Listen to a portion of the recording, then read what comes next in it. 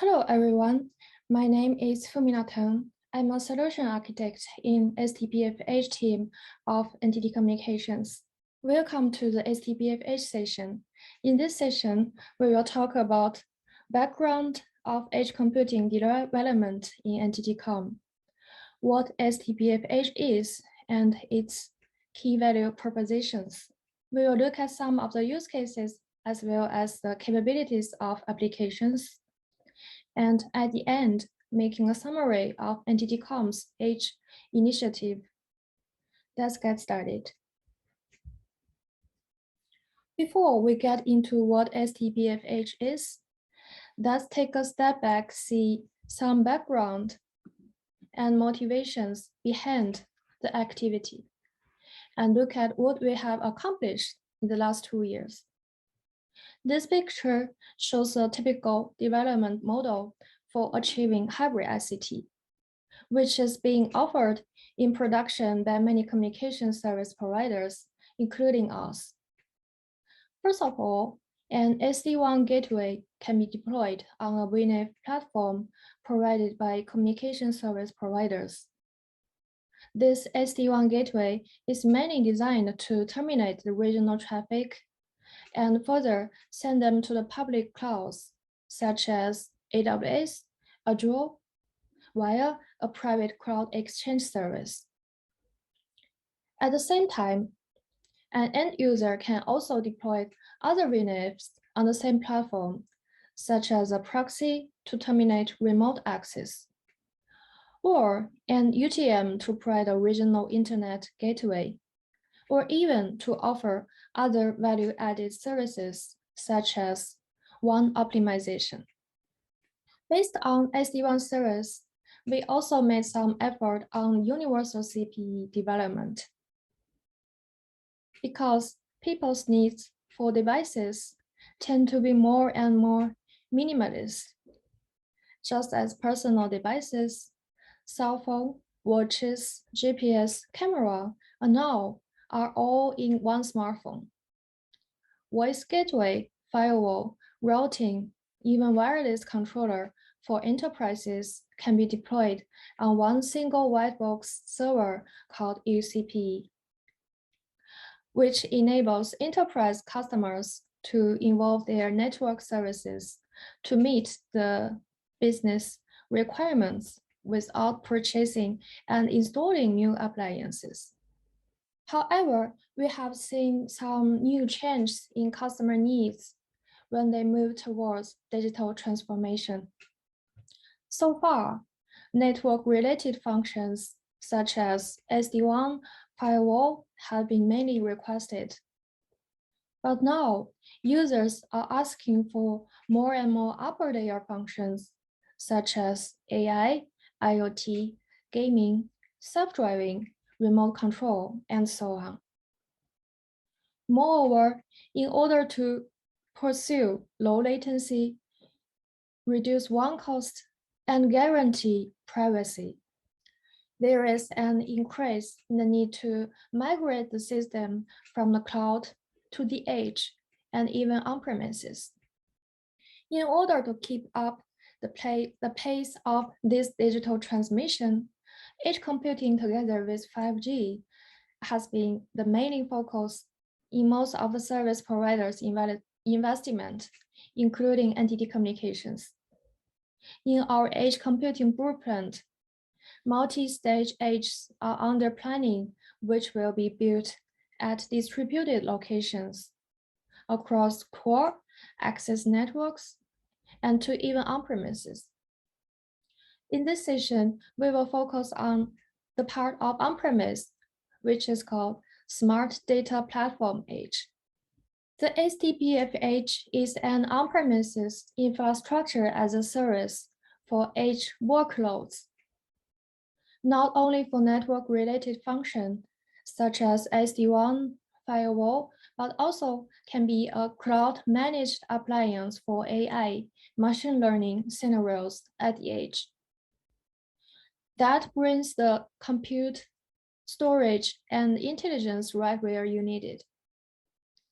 It enables you to run your applications at your location, as close to your data as possible. In addition, it also enables both first parties such as SysCloud and Deep Data apps and third-party applications in SDPF family. And for sure, custom apps can run at the edge as well. These services can be distributed by zero-touch provisioning and centrally managed. All services orchestrated by an end-to-end solution provided by NTT-Com.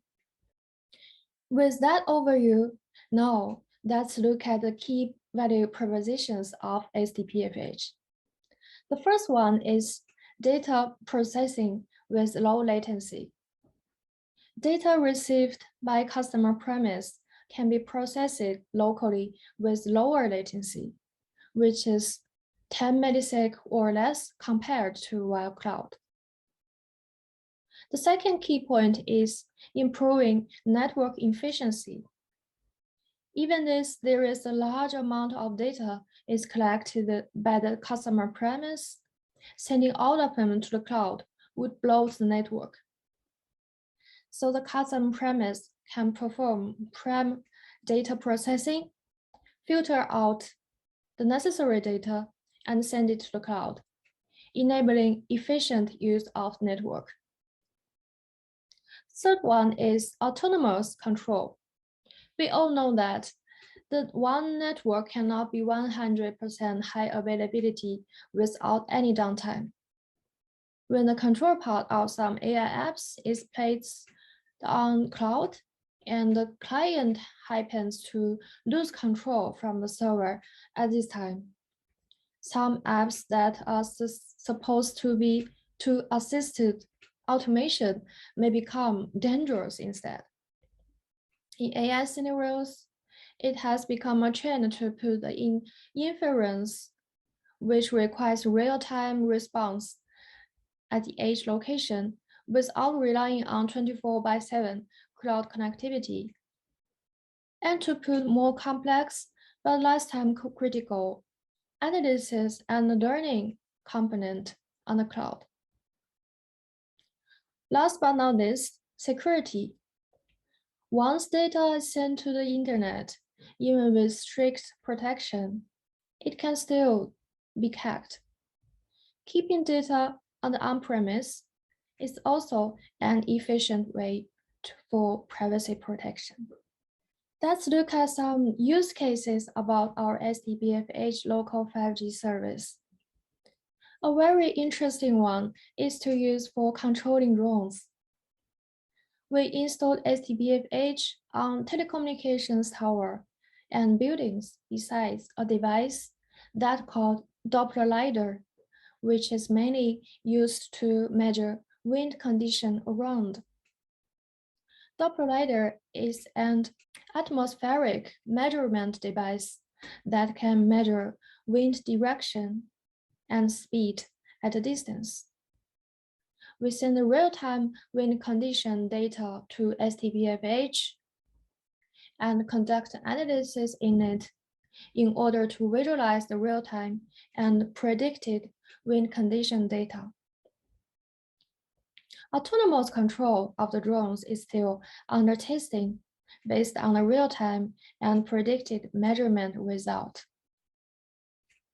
So far, we have set up like 3 comprehensive bases for the drone control compressed of a Doppler lidar as shown in the picture. You can see it. SDPFH for data processing in the communication buildings. But we are expanding the deployment to more cities in Japan in the following months. In this way, the features of the wind simulation system can be used to promote the development of next generation meteorological services, which will lead to the safe and inexpensive provision of advanced air transportation services, especially in dense urban areas. The second use case we have is for the automatic detection at the manufacturing site. It's an ongoing deployment with our customer. And it is also the most common ways of customers who use SDPF for machine learning scenarios of edge. Data are collected by camera on an automatic guided vehicle. In other words, moving battery car are sending real time to SDPF for analysis via local 5G network. The AI scenario actually running on SDPF will help detect suspicious behavior, intrusion, and abnormality in order to enhance security safety activities inside the factory. For example, workers who accidentally get into dangerous area or walk around the work area while talking on the phone will be detected and warned in time. Takes only like 400 milliseconds. Assume the development configuration in the right picture in addition to the AI solutions. Network functions such as SD-WAN or WAN access and 5G UPF are also deployed on the same platform, the SDPF as well. We also have many other manufacturing stories like inspection, monitoring, controlling, and sensing of environment. One point these stories have in common is that they all take place in an extremely wide factory area. Local 5G has been used to compare with traditional Wi-Fi. The fact is, the stories of this smart factory that cannot be achieved by Wi-Fi alone is not a matter of poor network quality, but simply the inability to establish connectivity for AI applications in such wide area. So local 5G is definitely a necessary component in the smart X model. Another camera use case we have is the solution that creates new values based on the existing security cameras and without any further construction. COTOHA Takumi Eyes, an AI solution which is developed by NTT.com itself, will contribute to the full phase by utilizing conventional camera image data. COVID-19 countermeasures, healthcare, marketing, and crime prevention. This is a typical seamless end-to-end IoT solution model for smart store, which is also an ongoing project with our customer coming this fall. We all know that Japan is a country covered by a large network of convenience stores, making it very convenient. But with the working population declines, manpower shortages are starting to become a major problem. Stores are also need to get smarter by using a lot of cameras and image processing technologies. In order to enabling digitalization of stores like personnel saving and reduction of visiting time in store, we can build machine learning models that use in-store camera infrastructure along with Takumi Eyes apps and processes that video on SDPF to identify shelves that are going low on inventory and alert the store manager to restock them, and any other automation of operations to enhance the overall experience. In today's IoT era, another thing that must be mentioned is eSIM. Once a normal regular SIM card is deployed, the profile associated with the carrier network cannot be rewritten, and the SIM will need to be removed and replaced. But eSIM does not have this kind of problems. It can be used across countries and regions by rewriting the profile, which makes great ability to change to use inexpensive local carrier network smoothly. Product specification can be easily standardized regardless of the country or region to be shipped. In NTT-Com, we have IoT Connect mobile platform, a mobile data communication service. For IoT, by using eSIM, which enables one SIM card, can be used in many countries around the world with the best price and optimal connection method. And when things come to the collaboration with SDPF, zero-touch provisioning will be much easier anywhere without relying on MPLS or internet, even though in a very remote area or somewhere does not have wired network. Another use case is enhancing security through SIM authentication. The first step is to prevent SIM card swapping. So, as we have said, SDPF use cases span across industry verticals and various scenarios. And now, let's go back to the edge computing blueprint. NTT-Com are aiming at launching a new fixed mobile converged service oriented mainly for enterprise users by relying on this multi-stage edge platform, on which functions for wireline services such as SD-WAN UCPE will be deployed together with the functions for wireless services such as UPF and vRAN.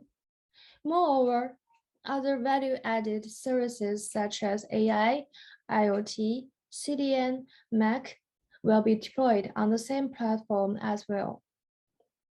Select your own services deployed to the right locations. Connect them end-to-end with the guaranteed networks. This platform will pave the way for our customers moving towards their digital transformation.